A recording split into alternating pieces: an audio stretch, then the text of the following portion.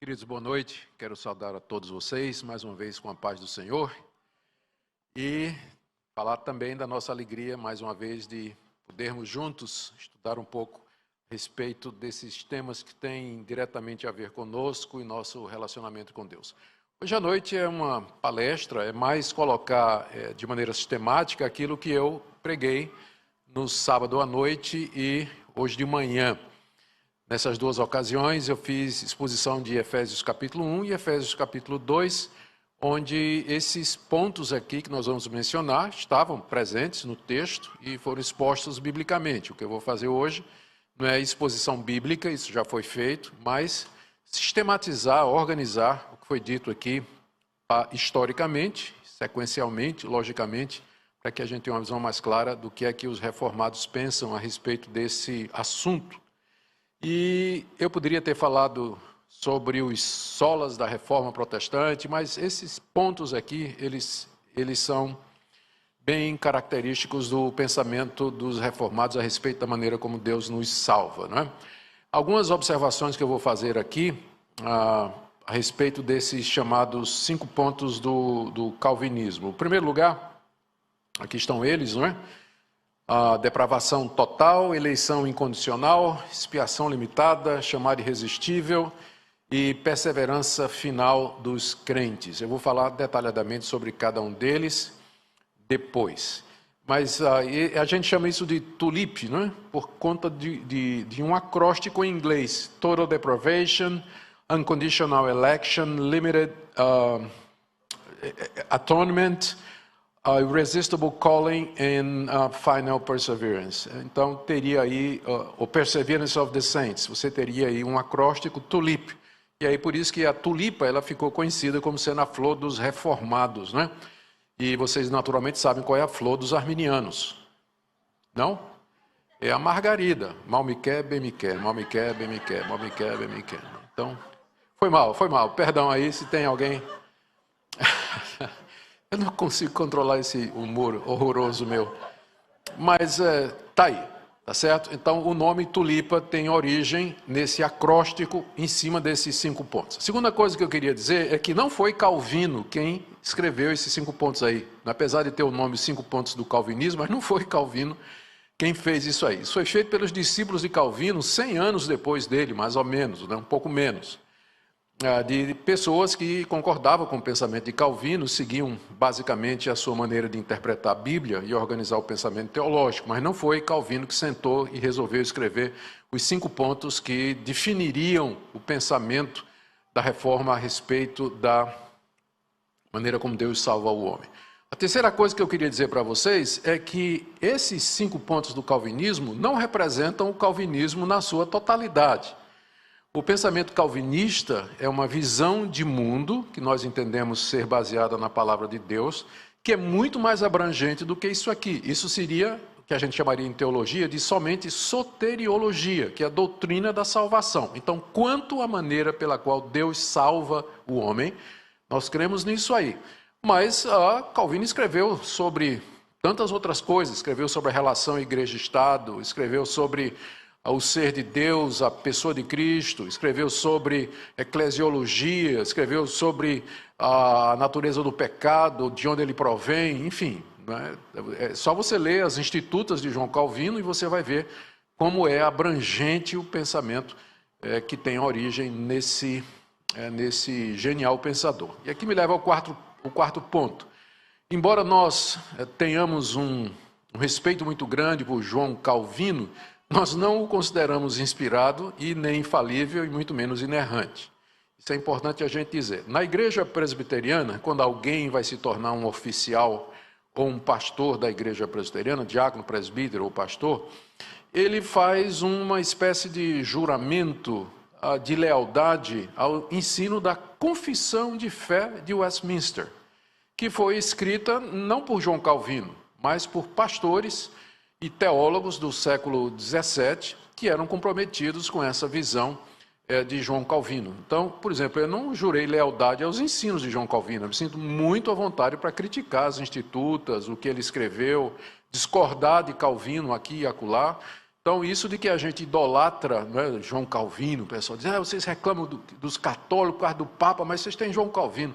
Duas posições completamente diferentes. O Papa na Igreja Católica não pode ser questionado. A palavra dele, falando ex cátedra, de ofício, é para ser recebida como inerrante, infalível, palavra de Deus, enquanto que nós podemos divergir dos reformadores, divergimos de Lutero, de todos os demais em determinados pontos. Então, ele, nós entendemos, é mais um desses homens que Deus levantou através da história para nos ajudar a entender, sistematizar aquele conjunto doutrinário que se encontra revelado na Bíblia, a palavra de Deus. Certo? Então, isso apenas questão de preliminar. Nós vamos ver se o nosso tempo vai dar para, no final, a gente ter um período de perguntas e respostas, mas isso vai depender da velocidade com que eu conseguir ir aqui. Tá bom? Um pouquinho de história para a gente lembrar como é que surgiu esses 5 pontos. Quem tirou o centro não foram os calvinistas, mas foram os arminianos, né? A Holanda, os Países Baixos, não era Holanda na época, era Países Baixos, haviam aceitado a reforma protestante do século XVI, em grande parte. Uma parte da Holanda havia ficado com o catolicismo, mas uma grande parte havia abraçado a reforma protestante. E na parte que havia abraçado a reforma protestante, havia um seminário, vários seminários, onde se preparavam os pastores, escolas de teologia, onde se preparavam os pastores dentro do pensamento reformado, uma vez que já não tinha mais qualquer relação com a Igreja Católica e as escolas de ensino teológico da Igreja Católica.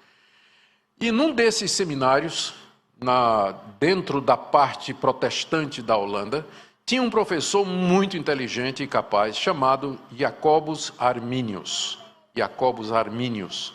Ele era professor de teologia, tinha uma penetração muito grande, era extremamente persuasivo, e ele não estava concordando com o pensamento protestante reformado que havia sido adotado pelos Países Baixos e pela Igreja Reformada dos Países Baixos. Ele discordava em vários pontos. E mesmo que ele tivesse essa discordância, ele continuou até a morte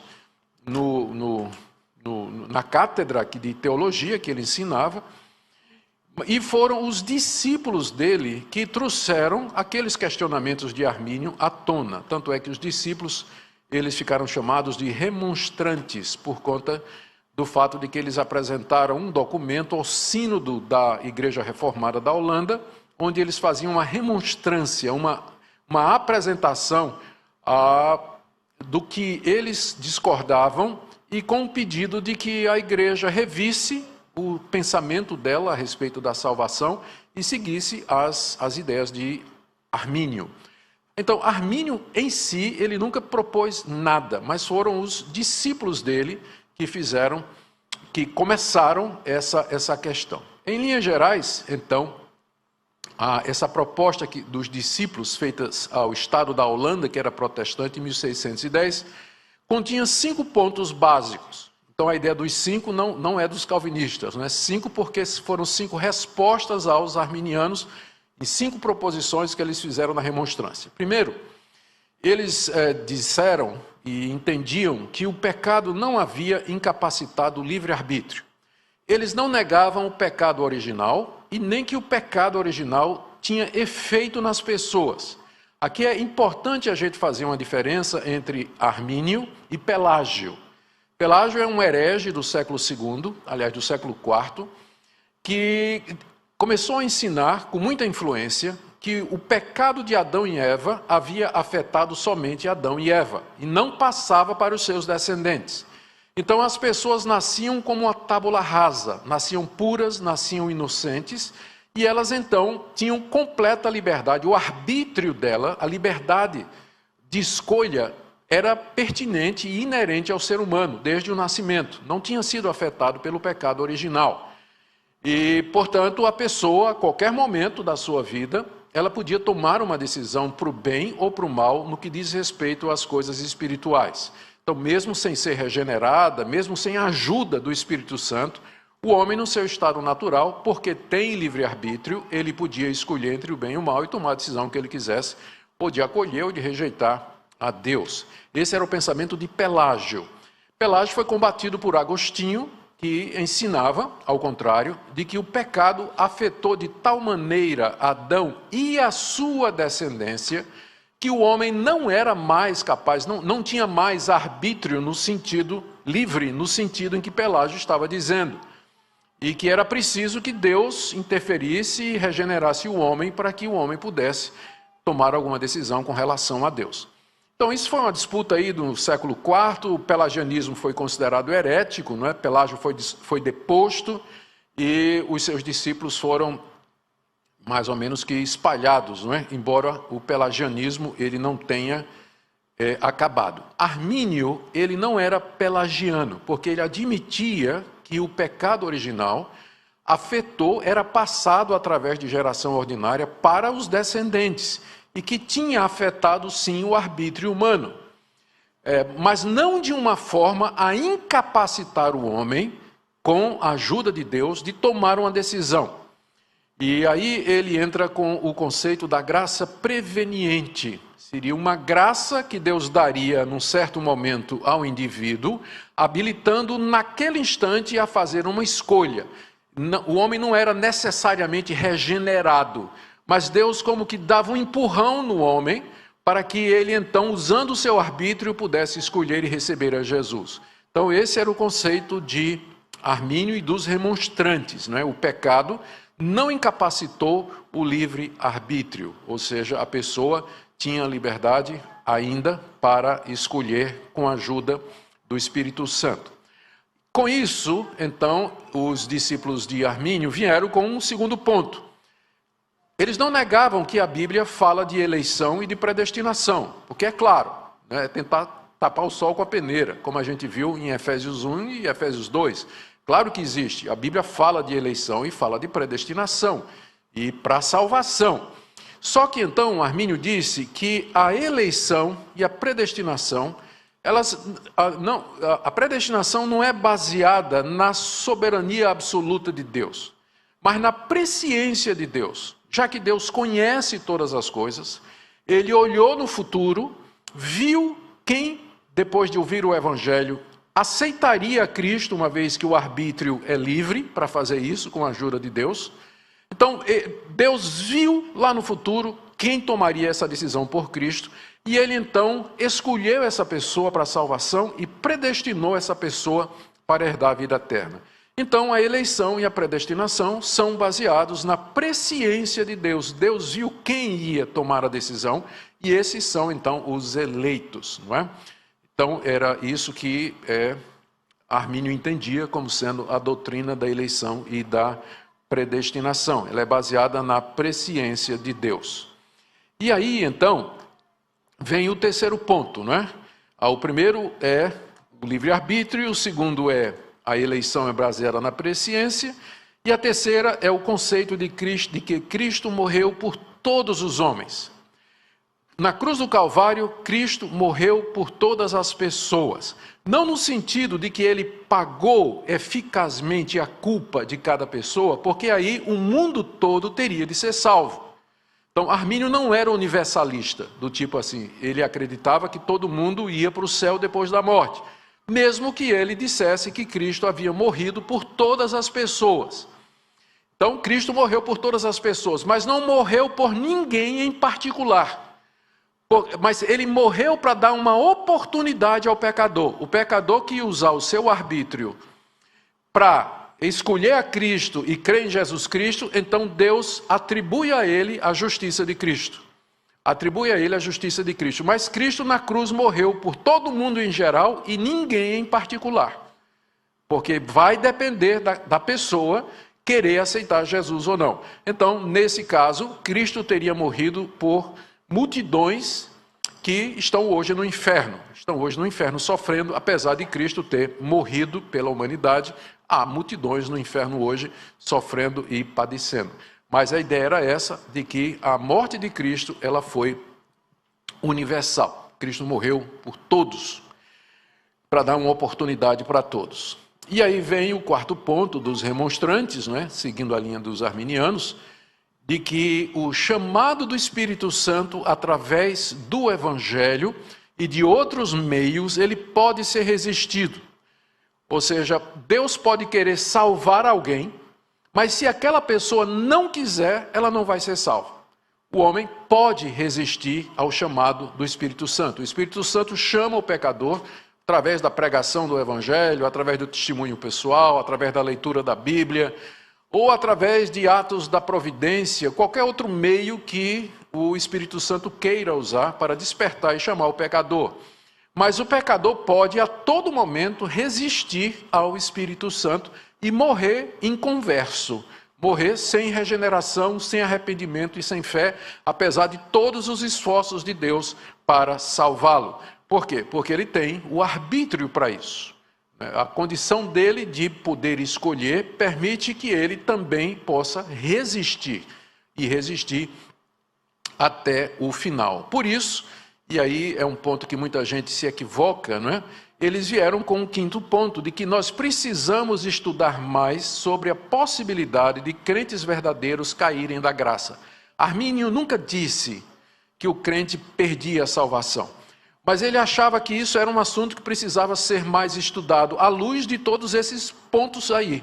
Porque se o ser humano ele tem essa habilidade de aceitar ou não, e ele pode resistir à obra do Espírito Santo, se Cristo não morreu eficazmente, ou definitivamente, ou particularmente pelos pecados dele, então significa que ele pode retroceder, ele pode ter, primeiramente, entrado no estado de graça e de salvação, e depois, por algum motivo, ele pode sair desse estado, mediante pecados cometidos, falta de arrependimento, negligência dos meios de graça, apostasia, e ele então perde aquele estado, cai daquele estado original, primeiro, né, em que ele se converteu, foi perdoado, foi justificado e assim por diante. Nem todos os arminianos concordavam, não havia acordo entre os arminianos sobre esse ponto, porque alguns arminianos achavam que perde mesmo, é a consequência lógica desse sistema aqui. Então, dado esses pontos aí, de 1 a 4, o quinto é óbvio, o homem pode perder, ele pode escolher não ser salvo depois do processo já ter começado. Ele pode voltar atrás. Mas outros diziam não, uma vez que ele foi salvo, uma vez que Deus o perdoou, ele não pode mais voltar atrás. Deus vai sustentar. Então, hoje você encontra esse pensamento entre os arminianos. Você vai encontrar arminianos que acreditam na perda da salvação, e você vai encontrar arminianos que vão dizer, não, o homem não perde a salvação. Então, existe essa possibilidade. E você vai encontrar também gente que é muito mais pelagiana do que armínio. Porque os arminianos, a rigor, eles criam no pecado original e que o pecado, de alguma forma, afetou o arbítrio do homem. Enquanto que você vai encontrar gente hoje que diz, não, o homem é totalmente livre, o homem faz as escolhas, ele pode escolher o que ele quiser e tudo. Então esse pessoal ele é muito mais pelagiano do que arminiano. Como muita gente não sabe nem quem é Pelágio, nem quem é Armínio, né? Então é uma salada que eu espero que pelo menos hoje à noite você se identifique, né? Hoje à noite você possa saber, rapaz, eu sou pelagiano e não sabia, né? Ou então, opa, eu sou calvinista e não sabia, né? Então, pode ser que aconteça hoje à noite, seja uma noite de autodefinições, né? Vamos ver como é que vai ser. Então, foi isso que aconteceu. Em 1610, os discípulos de Armínio, chamado de remonstrantes, entraram com um documento na Igreja do Estado, né, que era a Igreja da Holanda, que era protestante, pedindo então para que a doutrina da salvação, abraçada pela Igreja Reformada dos Países Baixos, fosse revista à luz desse pensamento aqui, porque eles achavam que isso é o que a Bíblia, na verdade, estava ensinando. Bom, o que aconteceu? A igreja holandesa, ela convocou um sínodo. Sínodo é uma reunião dos pastores e teólogos de uma determinada igreja, no caso, a igreja holandesa. E ele foi convocado, essa convocação foi feita pelos Estados Gerais da Holanda para o dia 13 de novembro de 1618. numa cidade chamada Dordrecht, ou Dort, né? Ficou o nome mais curto. Né? E o sínodo ficou conhecido como Sínodo de Dort, pelo nome do local, e o propósito era examinar os pontos de vista de Armínio, na verdade dos seus discípulos, à luz das Escrituras. No sínodo havia 84 membros e 18 representantes seculares, gente do Estado, que não eram eclesiásticos, mas eram crentes, mas tinham posição no Estado, eram juízes, magistrados, porque naquele tempo, você deve saber, igreja e Estado eram juntas na Holanda e na Alemanha, na Inglaterra, em todo lugar, igreja e Estado caminhavam juntos. Então o Estado mandou representantes para esse sínodo, daí vocês veem a importância disso, né? A importância de Armínio, o impacto das ideias dele, a influência que ele teve na escola de teologia, a ponto de, se foi necessário, convocar uma Assembleia Geral da igreja, com representantes do Estado, para poder analisar o documento, que apresentava argumentações e parecia fazer muito sentido. Bom, entre esses 84 membros e 18 representantes, tinha 27 delegados da Alemanha, Suíça, Inglaterra e de outros países da Europa. Veja a importância desse concílio.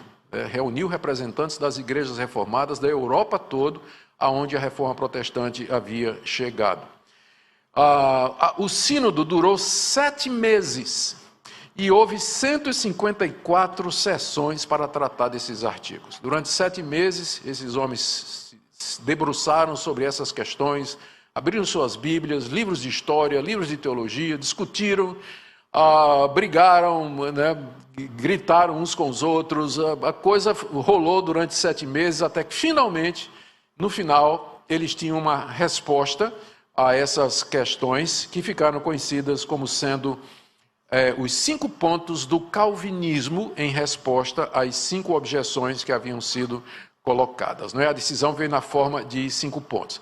Ou seja, que a depravação do homem, ela é total, ela não afetou a totalidade do ser humano, inclusive o arbítrio, que a eleição de Deus não é baseada na presciência de Deus, mas na soberania de Deus, ou seja, é incondicional, não é baseada em alguma condição que Deus viu no ser humano, mas é da livre graça de Deus. Que Cristo, na verdade, morreu efetivamente somente pelos eleitos, não pelo mundo todo, que o chamado do Espírito Santo a esses eleitos é irresistível, e que por isso aqueles que foram predestinados por quem Cristo morreu e que o Espírito Santo chamou, eles não podem perder a sua salvação, eles vão perseverar até o fim. O arminianismo foi considerado antibíblico no sínodo de Dort e os remonstrantes foram disciplinados, Hoje em dia a gente convive bem com os irmãos arminianos, A gente tem uma relação muito boa. Eu tenho colegas que são da Assembleia de Deus, batistas e metodistas, a gente se dá muito bem, desde que nós tenhamos, pelo menos na base, a consciência de que nós somos salvos pela graça mediante a fé em Cristo Jesus.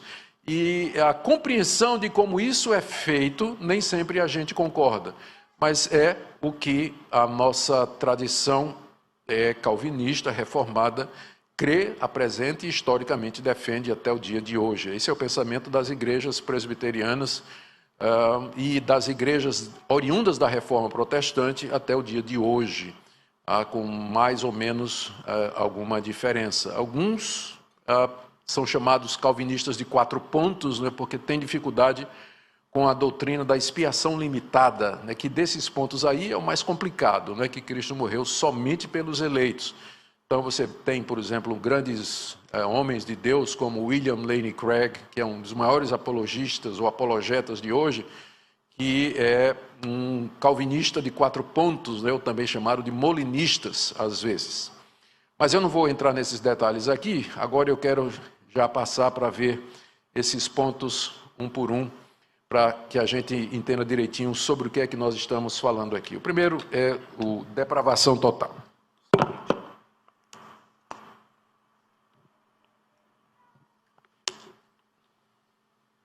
Deixa você em pé aí, não caia não. Muito bem, então vamos lá para a primeira resposta que foi dada, que tem a ver com o efeito do pecado na natureza humana. Como nós vimos, os discípulos de Armínio diziam que o pecado afetou Adão e Eva e também a sua descendência, mas não de uma forma a impedir que o homem pudesse livremente tomar uma decisão a favor de Cristo Jesus, uma vez que a graça preveniente o habilitasse para isso. A resposta do Sínodo de Dort foi que o pecado de Adão afetou a ele e a sua descendência de maneira total. Quando ele fala de maneira total, e o termo depravação total, não quer dizer que nós somos tão depravados como poderíamos ser. O total aqui se refere à totalidade da nossa constituição. O pecado afetou minha mente, meu coração, minhas emoções, a minha vontade, o meu arbítrio, a minha consciência, a minha memória. Então, tudo aquilo que me faz humano foi tocado e manchado pelo pecado. É nesse sentido que a expressão é usada. Ou seja, não existe nenhuma parte nossa, corpo e alma, espírito, que não tenha sido tocado pelo pecado. O pecado arruinou a natureza de Deus, a imagem de Deus no homem, não a ponto de extingui-la, mas a ponto de quase deixá-la irreconhecível. Foi esse o efeito devastador do pecado no coração e na vida do ser humano. E esse pecado, o primeiro pecado, ele colocou a humanidade primeiro debaixo da culpa. Então, essa culpa, ela se perpetua, ela se estende a todos os descendentes de Adão. Já nascemos culpados, não só pelos nossos pecados que nós vamos cometer, mas também pelo fato de sermos descendentes como quem herda uma dívida do seu pai. Ou seja, já nascemos herdando uma dívida que foi contraída pelos nossos primeiros pais. Não somente a culpa, mas a corrupção do pecado, ela também é transmitida através de geração ordinária. Passamos para os nossos filhos, que por sua vez passaram para os seus filhos e assim por diante, remontando até a Adão. Então, esse é o primeiro ponto do chamado 5 pontos do calvinismo e, na minha avaliação, para mim, é o ponto que faz a diferença. Se você é a partir daqui que a diferença vai ficar muito clara entre o pensamento calvinista e o pensamento arminiano. Esse ponto, se você não entender esse ponto, se você não receber esse ponto, os demais não vão fazer sentido. Porque todos os outros 4 que vêm depois, eles estão pendurados nesse primeiro aqui. A extensão e o efeito do pecado na natureza humana. Depravação total significa, então, que o homem é incapaz de entender as coisas de Deus e de se decidir por elas. Por si só, no seu estado natural, ele não pode entender quem é Deus, ele não pode entender o seu próprio estado, ele não pode entender e compreender e aceitar sua própria culpa, e muito menos a necessidade de um Salvador. Ele está, como nós vimos hoje de manhã, morto nas suas ofensas e pecados. Essa foi a exposição que nós fizemos de Efésios capítulo 2. O pecado fez com que o homem perdesse totalmente o poder da sua vontade das coisas referentes à salvação. Ele não quer. No seu estado natural, ele não quer, ele não tem interesse. Embora ele continue sendo religioso, porque ele foi criado à imagem e semelhança de Deus, e essa imagem ainda permanece dele, mas o pecado impede que a sua religiosidade se volte para o Deus verdadeiro e que ele se submeta à revelação que esse Deus fez na natureza, fez na sua consciência e fez aqui nas Escrituras Sagradas. Ele não tem vontade, ele não quer se sujeitar à lei de Deus. Ele perdeu totalmente esse poder. Embora ele continue um livre agente, e aqui é necessário a gente fazer uma distinção que confunde, não é? Se você perguntar, por exemplo, ao Dr. R.C. Sproul, não pode perguntar porque ele já faleceu, não é? O Sproul, que é um reformado bem conhecido, se o homem tem livre-arbítrio, se o homem continua com livre-arbítrio, ele vai dizer que sim. Mas ele vai explicar o que ele quer dizer com isso. As pessoas continuam fazendo decisões livres. Quando você escolhe pecar, você faz isso de acordo com a sua natureza. Você não está sendo obrigado a pecar, você não faz isso contra a sua vontade. Toda decisão que você toma, você faz com o consentimento da sua vontade, da sua mente, do seu coração, da sua discrição e, finalmente, da sua vontade. Então, nesse sentido, todos nós somos responsáveis pelas decisões que nós tomamos. O pecado não tirou a nossa responsabilidade nas escolhas que nós fazemos. Então, nesse sentido, o nosso arbítrio é livre. Ou seja, você pode decidir de acordo com aquilo que você deseja. Mas, em seguida, o Sproul vai explicar que talvez o melhor termo para isso seria livre agência. Ou seja, você age livremente, você é um agente livre, você toma decisões que estão de acordo com o seu coração. Só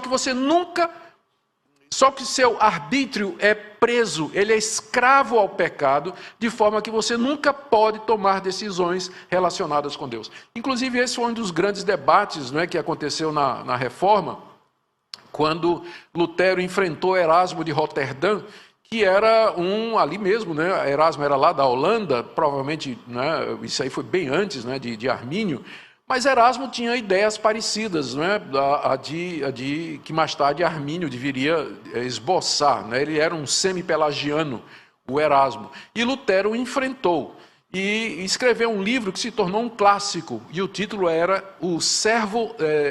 De Servo Arbitrio, em latim, que quer dizer o arbítrio escravo, que foi traduzido para o português. Creio que vocês podem encontrar, como já não tem mais direitos autorais, você pode encontrar a tradução aí na internet, né, livremente, baixar o PDF, mas é a primeira grande discussão. Aliás, o pessoal pensa que quem mais escreveu sobre predestinação, depravação total, foi João Calvino. Não foi. Lutero escreveu muito mais, ele brigou muito mais por isso do que João Calvino. Calvino já vem numa segunda geração de reformadores. Mas Lutero foi quem peitou a teologia da Igreja Católica, que era semi-pelagiana, e que tinha gente como Erasmo de Roterdã, e que levou a esse debate todo que nós estamos dizendo aqui. Então, o homem, da perspectiva da reforma, do calvinismo aqui, ele é um livre agente, portanto, ele é um ser moral responsável pelos seus atos. Seu arbítrio, ele pende para um lado. Quando a gente fala em livre-arbítrio, você pensa, por exemplo, num juiz, um árbitro, tem uma partida de futebol. Se o Corinthians e São Paulo, tá? Se o juiz torce pelo São Paulo, ele não estará livre na hora de houver ali uma jogada, né? Uma jogada difícil, né? Que não é tão clara assim. A preferência do coração dele vai influenciar de alguma maneira quando ele arbitrar, porque o coração dele, as suas pressuposições, convicções, seus afetos estão, graças a Deus, no time do São Paulo, né? Então, teria essa decisão. Ou um outro exemplo aí, né? Eu quando comecei a dirigir, não sei quem de vocês é da época do Opala, né?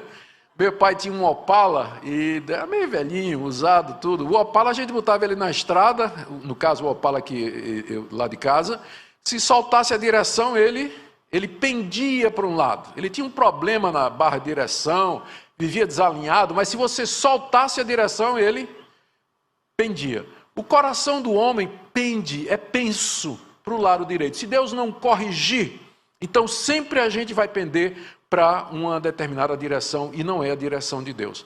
Então, essa é a visão reformada a respeito do pecado e dos seus efeitos no coração humano. O homem continua sendo capaz de decidir, mas por isso ele é responsável pelas suas decisões. Por isso que Deus vai responsabilizar por cada decisão que você tomar. Só que por causa do pecado, você não pode, você não quer, você não tem o poder e você não tem o entendimento de escolher a Deus e as coisas de Deus. É nesse sentido que as pessoas dizem não há livre-arbítrio, mas é bom explicar.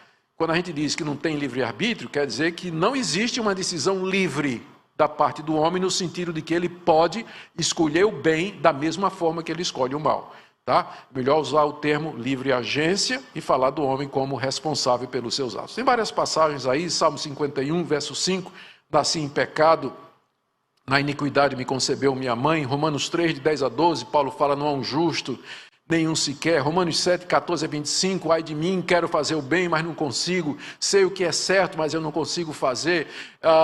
Vejo em mim outra lei contra a lei do meu pensamento. Miserável homem que sou, quem me livrará do corpo dessa morte? 1 Coríntios 2, 14, Paulo diz que o homem natural não entende as coisas do Espírito de Deus. Efésios 2, de 1 a 3, que eu fiz a exposição hoje de manhã, que diz que estamos mortos, escravos do mundo, da carne e do pecado, e assim por diante. E dezenas de passagens bíblicas onde a depravação total do coração humano é exposta com muita clareza. O segundo ponto, que aí então é decorrente desse, é sobre a predestinação ou eleição. Eu vou usar os dois termos aqui como sinônimos, tá? Embora a gente já viu que tem uma diferença.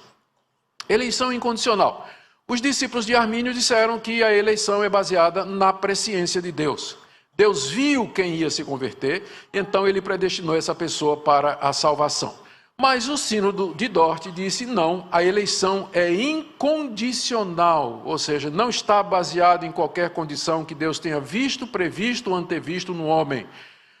Deus na eternidade elegeu para a salvação aqueles que ele quis, com base no bom prazer da sua vontade, segundo o conselho da sua vontade. E essa escolha não foi baseada em qualquer coisa da criatura, como obras, etc., ou na presciência de Deus a respeito de quem teria fé.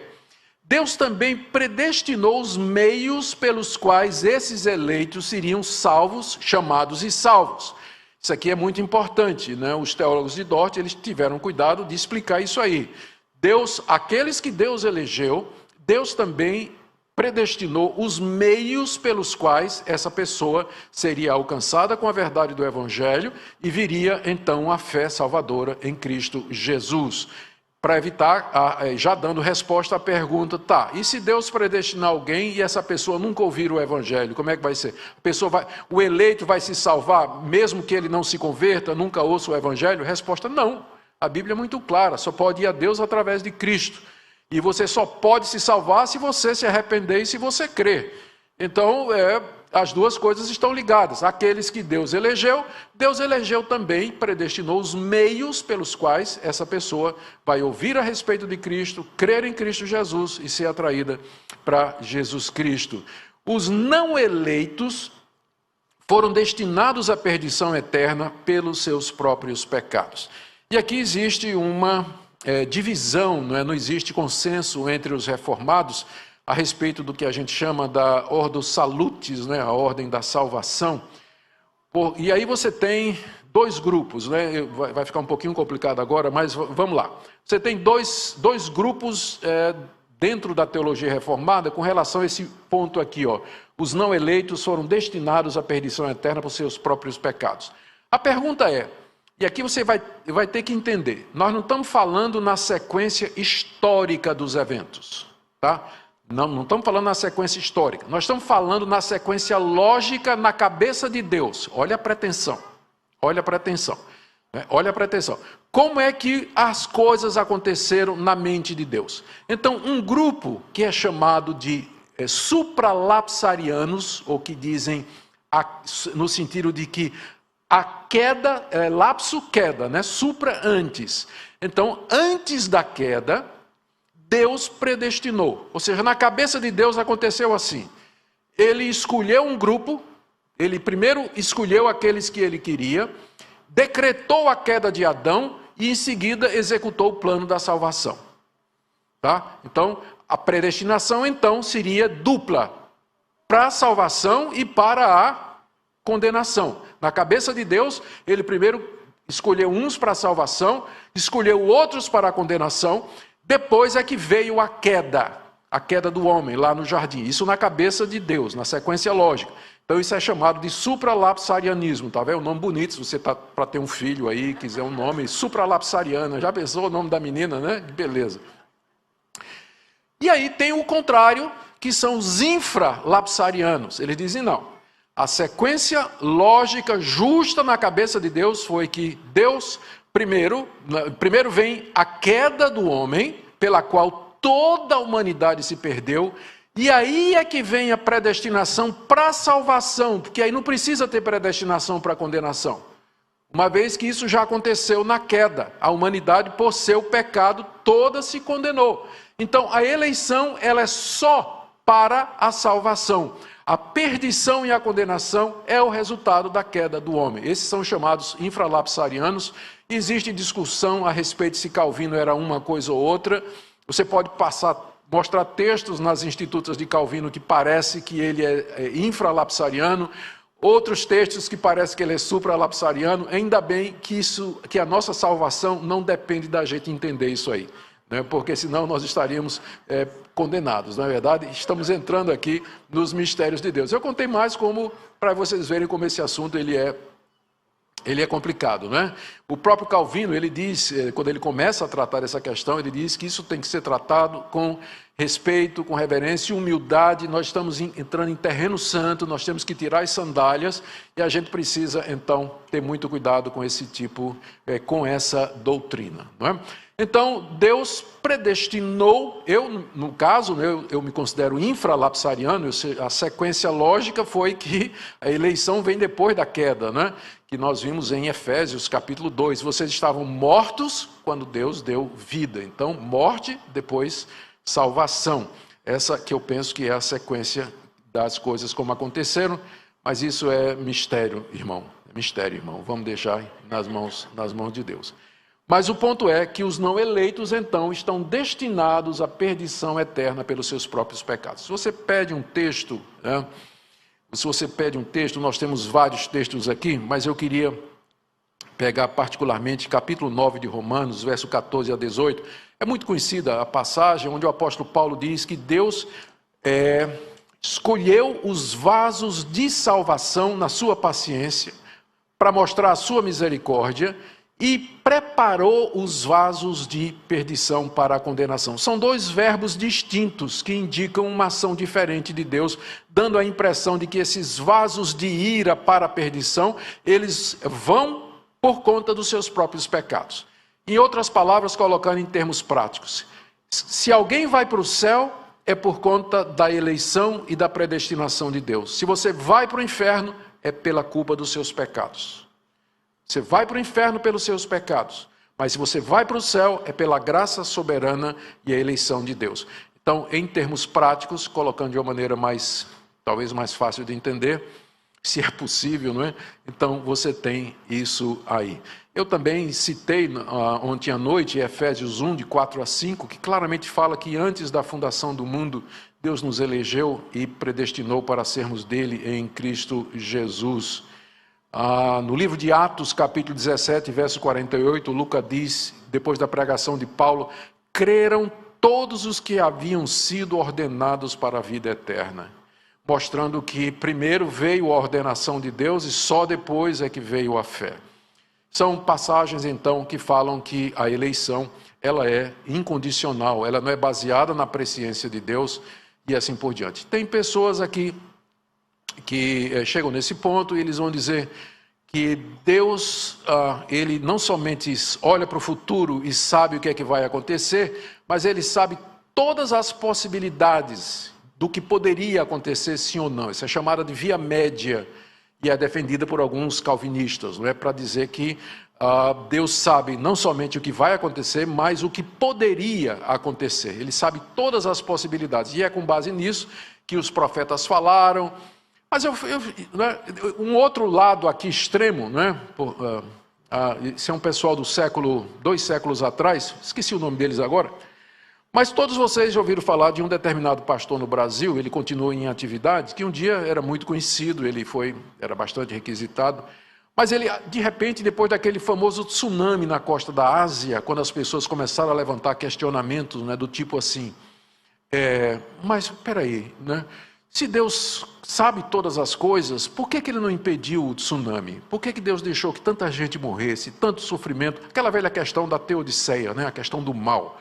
Como é que pode haver mal num mundo onde existe um Deus todo-poderoso e bom? E levantaram essa questão. E aí esse pastor surpreendeu o mundo evangélico quando ele disse, Deus não sabia do tsunami que haveria de acontecer. Ele não estava dizendo nada novo, ele estava repetindo o que um tio e um sobrinho disseram, está me fugindo o nome agora, se alguém lembrar aí me diga. 2 séculos antes, 2 séculos atrás, essa mesma ideia apareceu. Deus não tem conhecimento do futuro. Deus não pode conhecer o futuro. Por que é que ele insistiu nisso aí? Porque ele foi muito coerente. Se Deus sabe o que eu vou fazer, ele estava querendo preservar a liberdade humana. Se Deus sabe o que eu vou fazer daqui a 10 segundos, então eu não sou livre.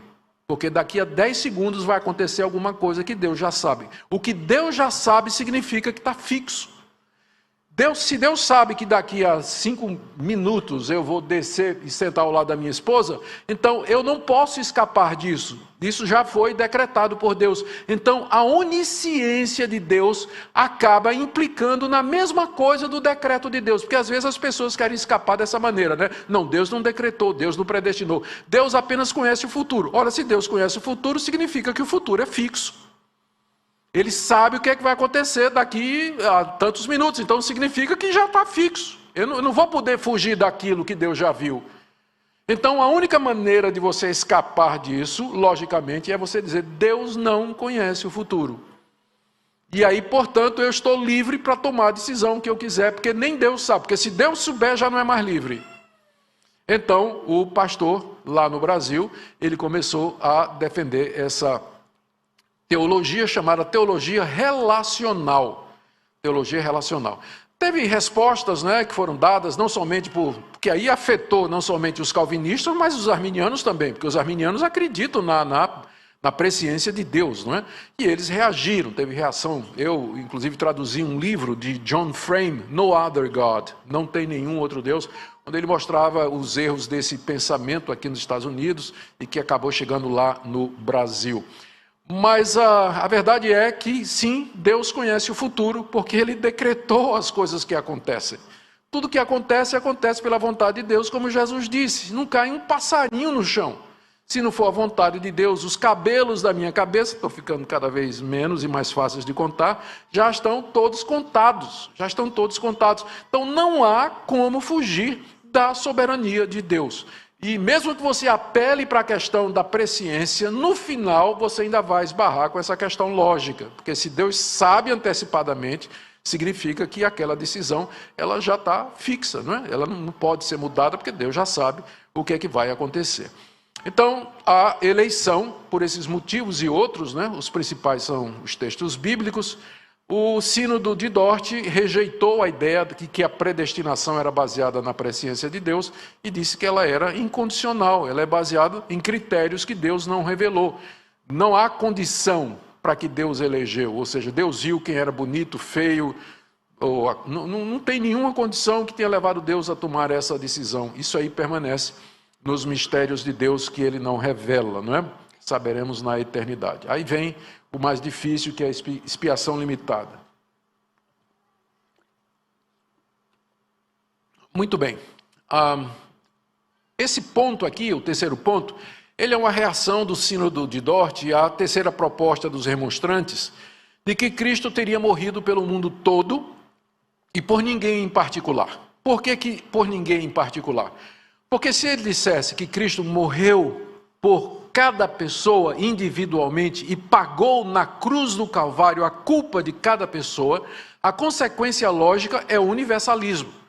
Porque Deus, sendo justo, Ele não pode castigar o mesmo pecado 2 vezes. Primeiro, Ele castigou o seu pecado em Cristo, você não quis aceitar Jesus, você vai pagar o mesmo pecado no inferno. Então, é uma injustiça muito grande, né? Você está devendo alguma coisa, alguém vem, paga a sua dívida e depois você tem que pagar a dívida também. Então, sabendo disso, disseram: Cristo morreu pelo mundo todo para dar oportunidade aos pecadores que se arrependessem, mas Ele não morreu especificamente por ninguém, a não ser, e a morte dele só vale para o pecador que se arrepende e muda e assim por diante, não é? Era mais ou menos isso que eles estavam querendo dizer. Bom, a resposta dos calvinistas veio aqui dessa forma, que Cristo pagou na cruz de maneira completa e final a culpa de todos os eleitos somente. E aqui alguns teólogos não gostam da expressão limitada, eles preferem expiação eficaz. Por que chamam de expiação eficaz? Expiação quer dizer, é um pagamento substitutivo, né? Vicário, você pagar no lugar de alguém. Você expiou, com X, né? Não é com S não. Você expiou o pecado de alguém, você pagou, em termos vicários, o pecado de alguém, de forma que aquela pessoa está livre de culpa. Se você chama de expiação limitada, que o sacrifício de Cristo foi uma expiação limitada, você pode dar a ideia de que você está limitando o que Cristo fez. Por isso, alguns preferem eficaz, ou seja, todos aqueles por quem Cristo morreu serão efetivamente salvos. Nenhuma gota do sangue de Cristo foi derramada em vão. Ele morreu pelo seu povo e o seu povo todo, e somente ele será salvo. Seu sacrifício seria, e aqui eu estou citando Agostinho, seria suficiente para pagar o pecado do mundo, mas é eficiente apenas para os eleitos. Essa diferença entre suficiência e eficácia foi primeiro apresentada por Agostinho no século IV, quando estavam discutindo essa questão, que não é uma questão fácil, né? Então, mas porque a Bíblia tem passagens que dão a impressão de que Cristo morreu por todos, que a sua morte vale para todos. Então, em algumas passagens, o todos é fácil da gente resolver. Por exemplo, 1 Timóteo capítulo 2, né? Deus quer que todos sejam salvos. Quando você olha o contexto, você vê que todos ali significa homens de todas as vocações, os reis, os que estão em autoridade, os servos. O contexto mostra que o todos ali não é cada indivíduo, mas pessoas de todas as vocações, estilo de vida, enfim. Deus quer salvar judeus, gentios, pessoas que ocupam diferentes posições na vida. Então, em vários lugares, você pode pegar a palavra todos e ver, por exemplo, que se refere a judeus e gentios. Mas tem outros lugares que já fica um pouco mais complicado. E aí Agostinho, ele veio com essa proposta de que a morte de Cristo, o sacrifício dele, seria suficiente, potente suficiente, né? Powerful enough, para perdoar o pecado da humanidade toda. A virtude no sangue de Cristo para perdoar o pecado da humanidade toda, se Deus tivesse elegido a humanidade toda para a salvação. Mas é eficaz somente para os eleitos, porque só vai funcionar no caso deles. E aí a eficácia é completa.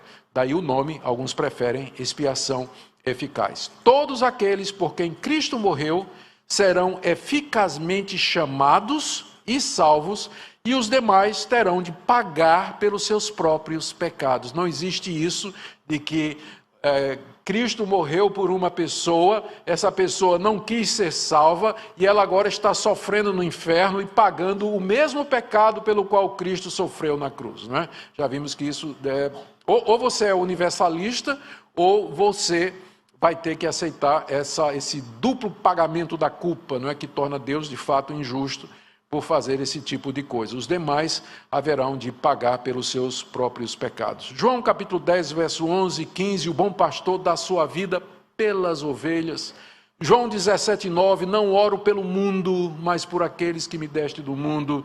Efésios 5, 25, 26, Cristo morreu pela sua igreja, para lavá-la, para purificá-la, e outras passagens. Como nós vimos ontem, hoje, né, de manhã, Efésios 2, o grande amor com que Cristo nos amou, que é esse amor redentor, esse amor maravilhoso que faz com que todo esse plano trabalhe em favor daqueles por quem que Deus elegeu e predestinou. Então já vimos depravação total, que faz com que a eleição seja incondicional. Veja como depende. Por isso que eu disse que o primeiro ponto era o mais importante. Depravação total. O homem não tem nada. Ele não pode satisfazer a Deus em nenhum score, nada. Não tem nenhuma área da vida em que ele possa satisfazer as demandas de Deus. Por isso que a eleição, ela tem que ser incondicional. Porque nenhuma das condições de Deus pode ser cumprida pelo ser humano. Não pode. Então a eleição é incondicional. Como resultado, então, segue-se que a morte de Cristo, ela é eficaz somente para esses eleitos. Porque, de outra maneira, embora seja suficiente para salvar o mundo, não é? Entretanto, no final, a eficácia se dará apenas para aqueles por quem que foram eleitos. E agora nós vamos para o nosso quarto ponto, que é graça irresistível. Graça irresistível. Amém. Bom, o que os remonstrantes estavam apresentando era a ideia de que a graça de Deus, ou seja, o chamado do Espírito Santo para que a pessoa cresce e se arrependesse, ele podia ser resistido. E resistido até o final, a ponto de que pode ser que Deus quisesse, ou você encontra um Deus que quer que todos sejam salvos, mas ele tem que se conformar em salvar aqueles que querem. Deus não pode salvar uma pessoa contra a sua vontade. E, de fato, eu acredito nisso também. Deus não salva ninguém contra a vontade dele, contra a vontade daquela pessoa, né? Só que Deus faz com que a pessoa queira, né? Deus atrai, ele convence, ele enamora, né? Ele ganha a pessoa, de forma que a pessoa vem livremente para ele, não vem contra a vontade. Quem vem a Cristo vem de livre e espontânea vontade, mas ele vem porque Deus persuadiu. O Espírito Santo converteu, o Espírito Santo moveu o coração, esclareceu a mente, né? Deus não salva ninguém contra a vontade. Nesse ponto os arminianos estão certos, né? E nós concordamos, nunca dissemos que Deus salva alguém contra a vontade, né? Do tipo assim, o Espírito Santo chega e diz, olha, você vem para ser salvo, mas eu não quero ser salvo. Mas você está predestinado, mas eu não quero. Você está na lista aqui dos eleitos, escrito no livro da vida, eu não quero ser salvo. Deus, então tá bom, né? Então tá certo. Você não quer, você não vai. Não existe isso, né? Quando Deus vem salvar, ele persuade, ele convence, ele conquista, ele abre os olhos, a pessoa se enamora, se apaixona e livremente ela vem aos pés de Cristo Jesus, de livre e espontânea vontade, porque Deus capacita para ela. É isso que nós chamamos de graça irresistível. Aqui, para fazer uma distinção, a gente em teologia diferencia entre o chamado externo e o chamado interno do Espírito Santo. Todo mundo é chamado externamente. Cristo mandou que a gente fosse e pregasse o Evangelho a todo mundo. Então, esse chamado externo é feito pela igreja e pelos indivíduos, né, pelos cristãos em particular, ao mundo inteiro. Nós anunciamos a Cristo, anunciamos perdão de pecados, chamamos as pessoas para se arrependerem. Nós dizemos que a promessa bíblica é para os que se arrependem, eles receberão a vida eterna, escaparão da condenação. Então, esse chamado externo que é feito pela igreja, pela pregação do Evangelho, ele pode e tem sido e será resistido. As pessoas resistem a isso aí, a esse chamado externo. Mas tem o chamado interno do Espírito Santo, que é quando o Espírito Santo vai lá no coração do eleito e muda aquela chavezinha lá, abre o entendimento, os olhos da pessoa, e a pessoa é irresistivelmente, de livre vontade, atraída à pessoa maravilhosa de Cristo Jesus. Esse chamado interno, ele é irresistível, e ele vem no tempo de Deus. Eu fui criado na igreja evangélica presbiteriana, já falei isso aqui, então me suportem mais uma vez. Aos 16 anos, não é? Depois de ter passado minha vida toda na igreja, vida toda não, até os 16 anos, né? Cantava no coral, participava de discussões bíblicas, namorei a filha do pastor, que é mais crente do que isso, né? Namorei a filha do pastor e tudo, mas não era minca ainda não, isso foi depois. Mas aos 16 anos de idade desconexão emocional, não queria saber de igreja, vazei junto com um grupo de jovens, a gente vivia, a banda voou, né, como a gente diz lá no Brasil. Vivi uma vida muito longe de Deus, mas durante esse período eu não fiquei sem contato com a igreja. De vez em quando chegava um pastor, né, você é o Augusto, filho de Dona Betinha, doutor Nicodemo? Sim, sou eu. Se você não está mais na igreja? Não, não estou não. E a pessoa falava comigo, né, queria me trazer de volta. Vários pastores estiveram, menos o pastor da minha igreja, mas outros, né, vieram me chamar. Eu me lembro de um acampamento de jovens, foi um dos primeiros acampamentos do Palavra da Vida, lá no Brasil, no interior de Pernambuco. E eu, na época, estava namorando a filha do pastor, não é? Eu estava fora da igreja, mas nós estávamos namorando assim mesmo, e ela disse, não, vá lá pro acampamento, participa, vai ser bom, tal, papai vai gostar, não sei o quê. Aí eu no Opala, né, preparei o Opala, tal, fui lá, cheguei lá com um ronco, o bicho tinha um ronco, assim, um cano de escape aberto, né, cheguei fazendo boizinho, tal, cheguei lá. Quem pregou foi um missionário chamado Jorge Tais, E depois pregou um brasileiro chamado Vadislau Gomes, o Lau Gomes. E eu estava lá sentado e o Lau começou a falar. Lau tinha sido ateu, comunista, ele narrou a conversão dele e ele começou a falar do evangelho. À medida que ele ia falando, aí eu comecei a sentir, né? Epa, né? Tem alguma coisa acontecendo. Eu comecei a gostar daquilo ali, né? E chegou um momento assim que eu digo, eu vou me converter. E eu, para não me converter, eu me levantei e saí. Saí de lá, resisti, saí, fui lá para o campo de futebol, sentei lá no meio do campo de futebol, comecei a chorar.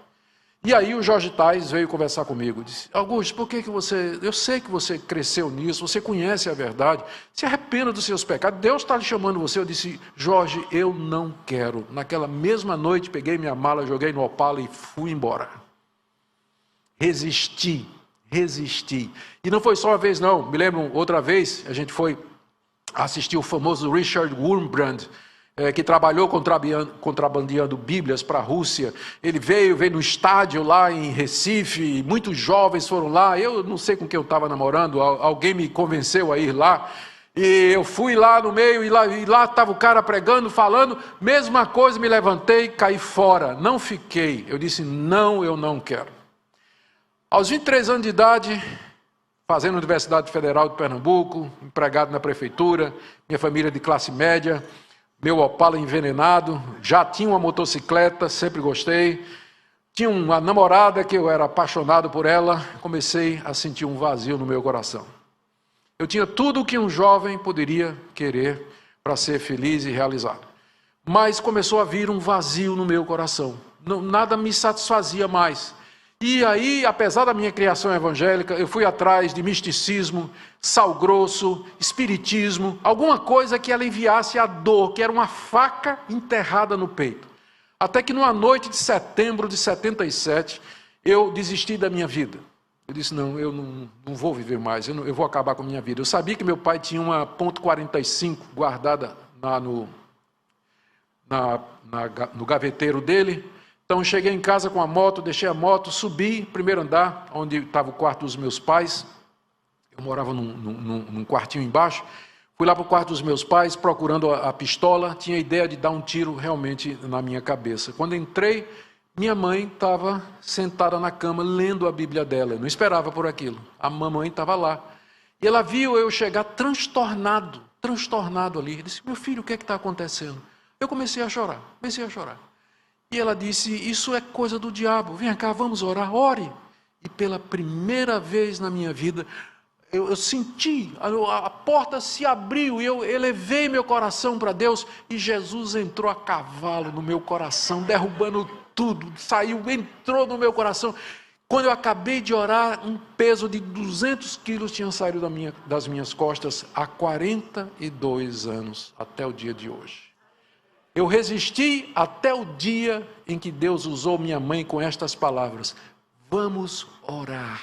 Essas palavras entraram no meu coração. Foram as palavras que o Espírito Santo usou, dizendo, venha, e venha que eu vou aliviar seu fardo. Eu vou tirar o peso do seu coração, vou perdoar a sua culpa. E naquela mesma noite, tudo que eu tinha aprendido como criança voltou.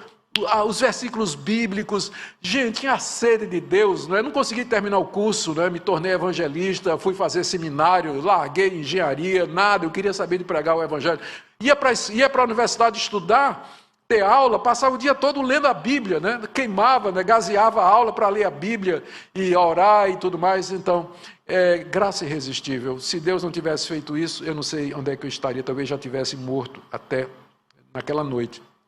Mas está aqui. É isso que a gente chama de graça irresistível. Embora os eleitos possam resistir por um tempo, o Espírito Santo haverá de finalmente convencê-los mediante a regeneração de seus corações. Esse convencimento é feito sem violar a vontade do eleito, que acaba sendo conquistado e vencido pela graça de Deus. Os demais resistirão ao chamado de Deus, se mostrando indiferentes, resistentes e zombadores até o fim. Nunca eles vão aceitar o chamado de Deus pela dureza do seu próprio coração, pelos efeitos do pecado, a depravação total. Por isso que eu disse para vocês que tem uma sequência lógica aqui nesses pontos. Todos eles estão pendurados no primeiro, que é a depravação total. Vários textos bíblicos aí.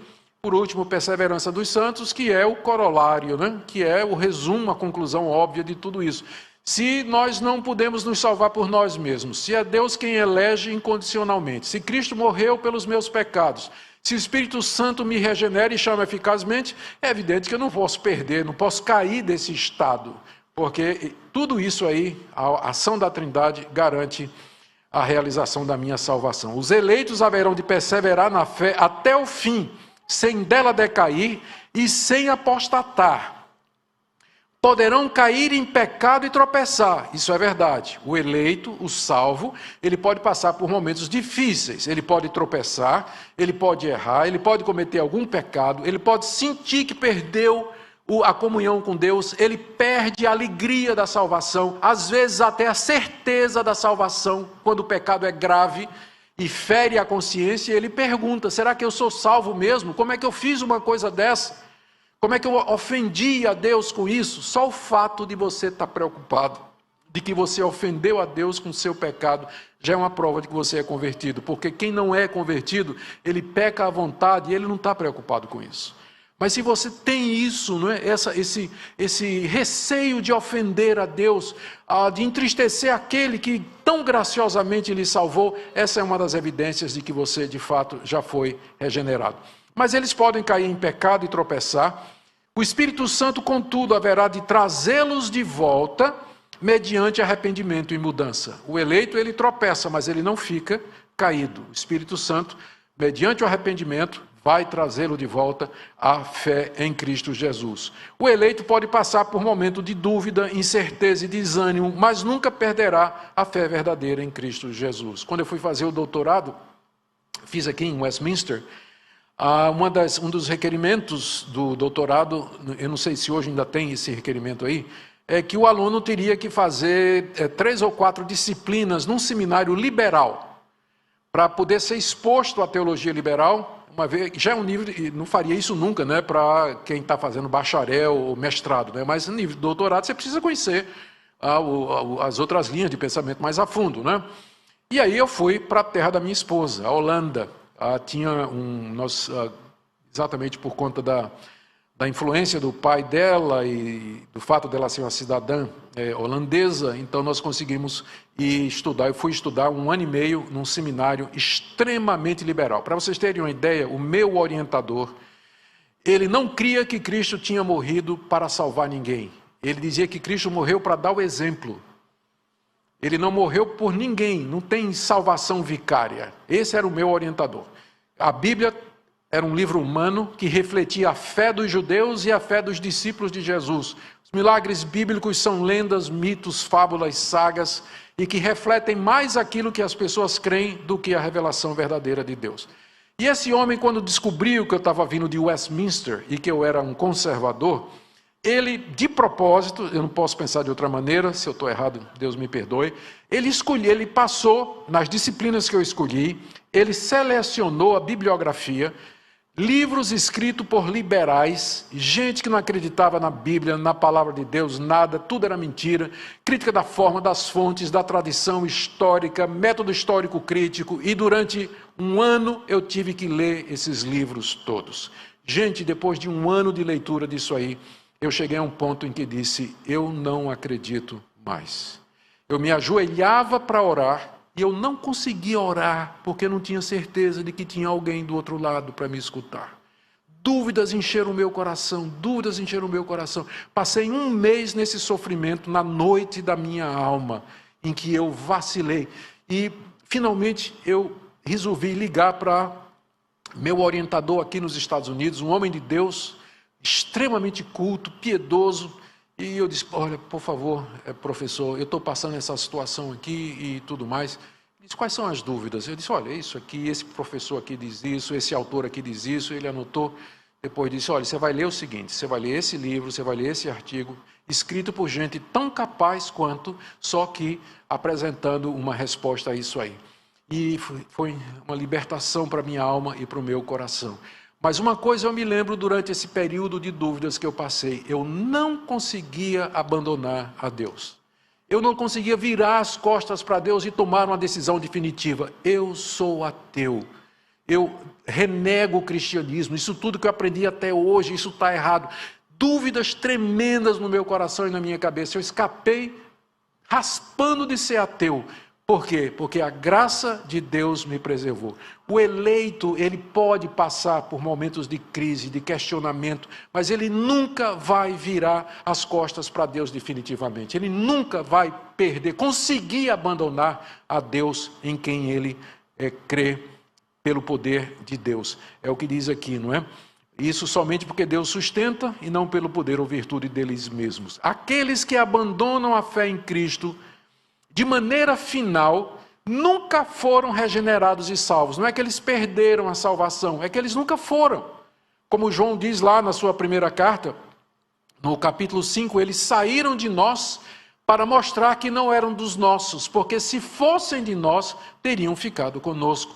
E Jesus disse que o Pai que lhe deu os seus é maior do que todos e ninguém pode arrancar-lhes das suas mãos. E aquele que é eleito de Deus, que está dentro dessa condição aqui, ele vai perseverar até a morte na fé, ainda que isso signifique uma vida de altos e baixos, provações, tribulações, sofrimento, questionamento. Isso aqui é muito importante. Gente, já passei muito do tempo dado aqui pelo pastor, então, mas em resumo, isso aqui é o chamado, vou voltar aqui, aquilo que nós chamamos do início de os 5 pontos do calvinismo. Fechando com um resumo muito rápido, não foi Calvino que escreveu, representa apenas um ponto do pensamento reformado, que é a doutrina da salvação, e esses 5 pontos eles têm como propósito não desencorajar você, mas para mostrar a você a glória de Deus e que esse é o evangelho que salva pecadores. Salva pecadores.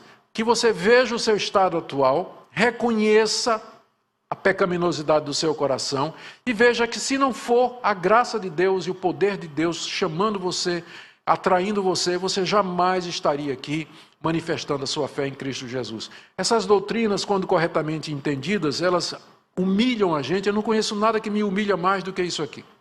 Que eu vejo que isso aqui, eu não sou nada. Nada, é só a graça de Deus, só a misericórdia. Se Deus não tiver misericórdia de mim, eu estou perdido. Não tem nada em mim. Não conheço nada que humilhe mais. Não conheço nada que me dê mais coragem para pregar o evangelho, porque eu sei que Deus tem eleitos e Ele vai chamar os eleitos através da minha pregação e do meu trabalho.